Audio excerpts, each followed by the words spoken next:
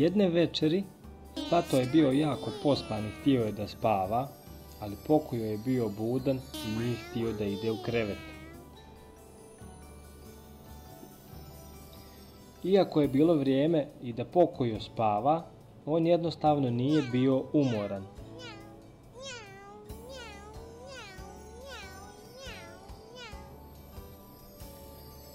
Pato ga je pokušao nagovoriti da ide spavati.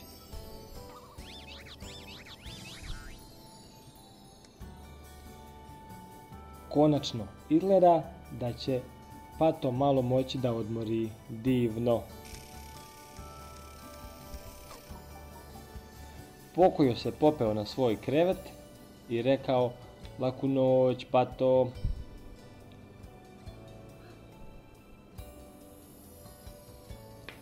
Taman kad je Pato ugasio svjetlo,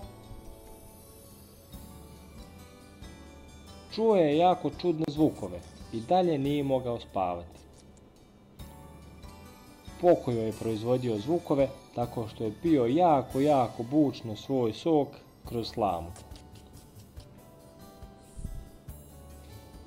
Pato se naljutio, još jednom je zamolio Pokoja da idu spavati.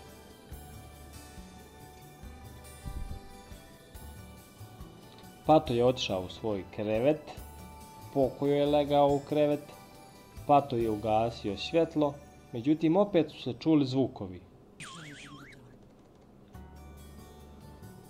Pokojo se igrao sa kockicama, Pato mu je ponovo objasnio da moraju da idu spavati. Pokojo je konačno razumio, ostavio je igračke i legao u krevet. Još jednom je Pato pokušao spavati i kada je ugasio svjetlo, opet se nešto počelo dešavati. Pokojo se igrao sa svojim vozom. Pato se naljutio jer ne može da spava. Pato je ponovo rekao Pokoju da ne smije praviti buku uveče. Vrijeme je za spavanje. Međutim, dok je Pato galamio na Pokoja, Pokojo je zaspao.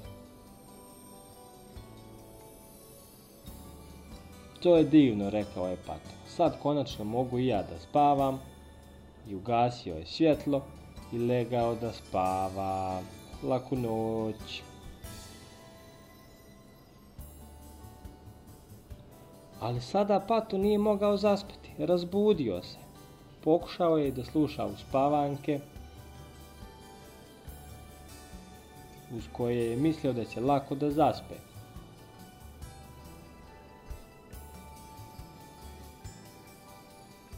I konačno oba dvojica su zaspali. Laku noć, Pokojo, laku noć, Pato.